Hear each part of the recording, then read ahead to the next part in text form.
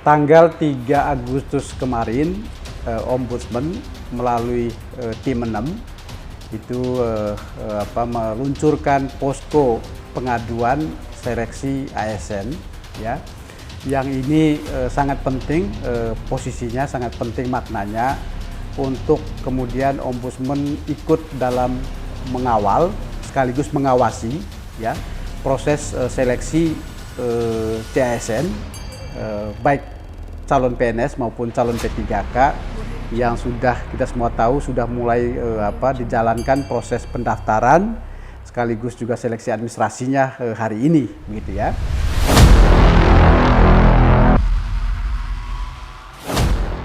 Dan kurang lebih 1 bulan ya kita melaksanakan ini. Sudah ada sekitar 221 laporan atau pengaduan masyarakat yang kita terima, di mana sekitar 26% di dalamnya adalah instansi terlapornya. Ini dari sisi instansi terlapor itu adalah kementerian lembaga di pusat, sehingga kemudian penanganannya itu oleh Ombudsman pusat gitu. Dan sisa selebihnya itu instansi terlapornya adalah pemerintah daerah, sehingga kemudian penanganannya itu oleh kantor-kantor perwakilan Ombudsman di berbagai provinsi, dan dengan profil data yang sudah kita peroleh, di mana Provinsi Sulawesi Tengah ini paling besar, paling tinggi jumlah laporannya itu 8,7%, kemudian diikuti dengan Provinsi DKI Jakarta, kemudian Kepulauan Bangka Belitung, Jawa Barat, Jawa Tengah, dan sebagainya gitu. Yang ini semua sekarang ini sedang dalam proses penyelesaian. Tentu saja ada yang sudah diselesaikan, sekitar 7% itu sudah diselesaikan, dan sebagian itu masih dalam proses menuju penyelesaian gitu.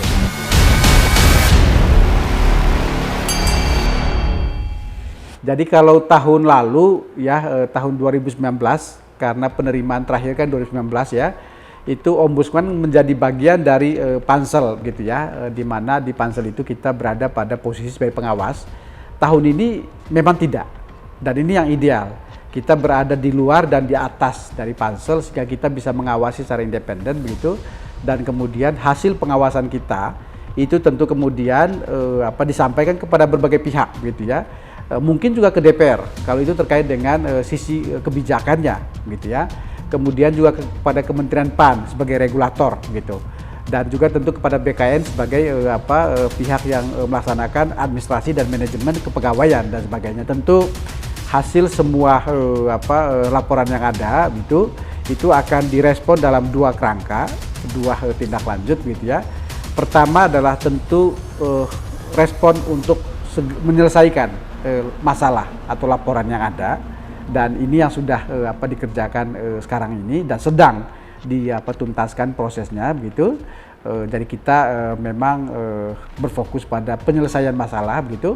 Dan kemudian kedua, tentu dari semua proses yang ada, dari hasil yang ada juga itu menjadi pembelajaran bagi Ombudsman. Ombudsman akan menyusun suatu mungkin kertas posisi ya, atau apapun nanti begitu, yang berisikan terkait dengan temuan, analisis, kemudian kesimpulan, dan tentu saja terkait dengan rekomendasi kita ya. Rekomendasi ini terkait dengan saran-saran perbaikan kebijakan maupun saran-saran perbaikan administrasi seleksi CASN ke depan, sehingga apa yang terjadi di tahun ini yang sebagian merupakan kejadian berulang dari masalah-masalah di tahun-tahun sebelumnya, itu kemudian bisa diantisipasi agar seminimal mungkin. Syukur-syukur kalau kemudian tidak ada lagi kejadian itu berulang di tahun-tahun mendatang, karena pengadaan CPNS maupun CP3K itu tentu akan tetap kita lakukan di tahun-tahun mendatang, dan kita berharap semangat besar Ombudsman adalah mendorong perbaikan berkelanjutan.